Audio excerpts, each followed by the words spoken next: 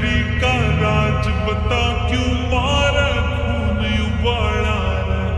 पानीपत में फैल तेरा गुंजा पूरा अम्बाड़ा रे हो टाइट तेरी का राज बता क्यों मारा खून उबाला रे पानीपत में फैल तेरा गुंजा पूरा अम्बाड़ा रे के कैशियर ले रहा है सी कुर्सी करे फुलकारी है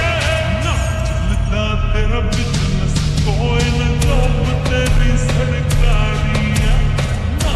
चलता तेरा बिजनेस कोई न जॉब तेरी सरकारी है पंपिया करे दिलेरी न मिलती किते बाजारों में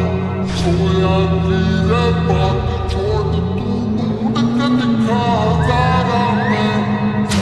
पंपिया करे